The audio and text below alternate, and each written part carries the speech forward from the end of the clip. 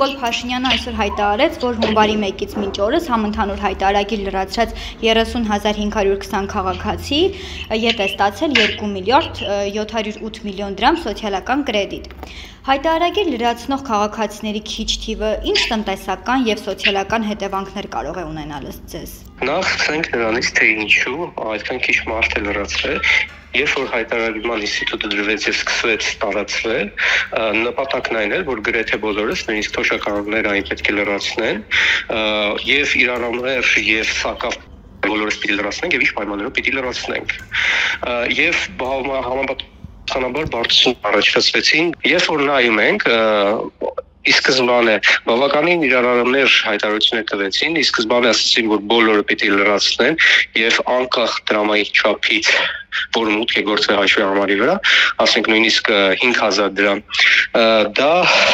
պետք է հայտարարվի, որը որոշակի խնդիրներ է առաջացնում, օրինակի համար ընկերները, եթե նստած ենք եւ ինչ-որ մեկը բոլորի դեմը հաշիվ է փակում, ենթադրենք 200,000 դրամ եւ բոլորը 10,000 դրամական եթե դրանք փոխանցում են այդ մարդու հաշվի համարի վրա, սա նույնպես հարցեր առաջացեց, իհարկե հետագայում այդ թիվը սկսեց մինչև 300,000 Եթե օրինակի համար ինչ-որ մեկին մեծ գումար է փոխանցվում, այդ գումարը ենթադրենք 300 միլիոն դրամ կարող է տրոհվել ինչ-որ այդ գումարը ենթադրենք 30 միլիոն դրամ կարող է տրոհվել 100 մասի եւ նույն ամսվա ընթացքում կամ նույն օրվա ընթացքում այդ 100 մասը հաստատ փոխանցվեն եւ եթե այդ դեպքում այդ գումարները չեն հայտարարվում, իմաստը որն է այս ինստիտուտի Ուրեմն սրա մի քանի պատճառ կան այս ինստիտուտների դնելու ըստ իս առաջինը այն է որ բոլորս ID քարտերով ապահովենք որտեղ նույնիսկ թոշակառուների պիտի հայտարարվեն իսկ հայտարարման համար ID քարտ է պետք անհրաժեշտ բոլորս պիտի ID քարտերով ապահովենք իսկ մոտակայում 26 թվականի ընտրություններ են Հայաստանի Հանրապետությունում այսինքն կարելի է ենթադրել որ սա կարող է հանդիսանալ ընտրությունների կառավարման որոշակի ձև սա այսպես եւ հաջորդը դա հավելյալ հարկեր եւ ծոքեր հավաքագրելն է ճիշտ է բանը որոշակի սոցիալական վճարներ տրվում են հայտարարագրման համար որը ողջունելի է բայց պետք է հարկահավաքությունը հանդիսանում է հիմնական արդյունավետության ցուցանիշ որը օրինակ չափում են իրենց արդյունավետության աճանը այսինքն ինչքան շատ հարկեր հավաքագրեն այնքան օրվա վերջ ավելի շատ հարկավճարներ են ստանում եւ արդյունավետությունը իրենց բարձրին գնա Այս տեսանկյունից վերջին 2 տարիների ընթացքում ավելի քիչ են հարկեր հավաքագրվել, օրինակի համար 24 թվականին ընդամենը հարկահավաքագրության աճը 5%-ով է մոտավորապես աճել, որը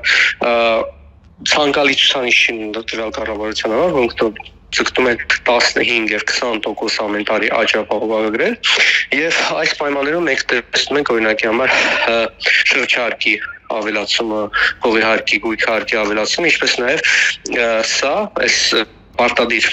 եկամուտների հայտարարությունը նույնպես այս շարքի մեջ կարող է դասել։ Հիմա ինչու մարդիկ չեն հայտարարագրում այն տեմպերով ինչ որ կկարողանան, ինչ որ ծառայությունը կցանկանան, որտեղ չկա այդ վստահության աշճանը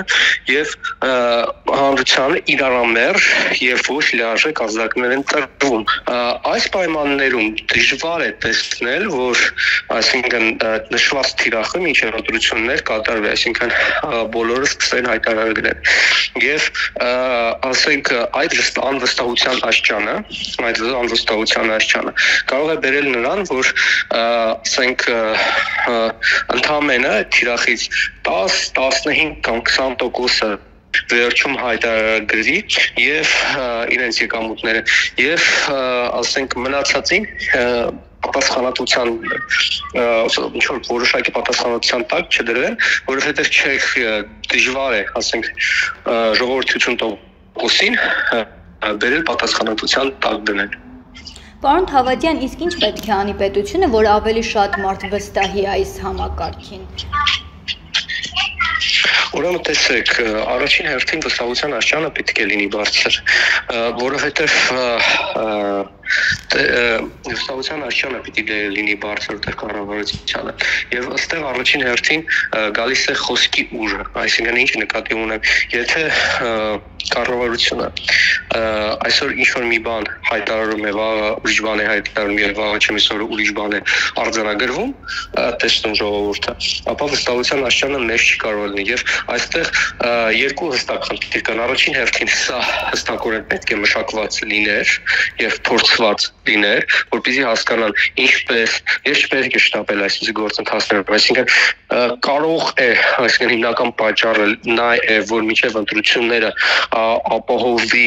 այն, որ բոլորս ունենանք ID քարտեր եւ սա կարող է եւ mid ID քարտեր, այսինքն բոլորիս հեռախոսահամարները կցված լինեն մեր անձնագրերին, դա էլ է պատճառներից մեկը, որ բոլորիս հեռախոսահամարները կցված լինեն անձնագրերին եւ բոլորս նույնականացված լինենք մեր հեռախոսներով եւ այսպես ասած մեր իսկ եթե բոլորս կցված ենք մեր հեռախոսներին, մեր նույնականացման քարտերով ավելի հեշտ է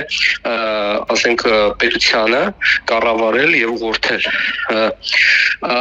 դրա համար կարող է միջև ընտրությունները իրանք սա փորձում են հապճեպանել, դրա համար որոշակի խնդիրներ են առաջացնում, բայց այսպիսի քայլերը պետք չի շտապել, պետք չի անել հարդուն որոշակի միջնաժամկետ ընտրություն նպատակին, որը կարող է լինել ընտրությունները, կարող է լինել այլ նպատակը, պետք է հստակորեն սա քայլ առ քայլ չափվել, մտածվել, հստակորեն պետք է ազդակները տային, այսինքն ի սկզբանե թե սա ինչի համար է անվում, ինչի համար կօգնի ժողովրդին, որովհետև ի սկզբանե մեկ ազդակ է տրվել, որ բոլոր պիտի հայտարարվեն, հետո այլ ազդակ է տրվել եւ բանը այնպիսի կացություն, որ սա արվում է, ասենք կոռուպցիայի պայքարի համար որտեղ այլ գործիքներ կան, որոնք հստակորեն աշխատում են դրա համար։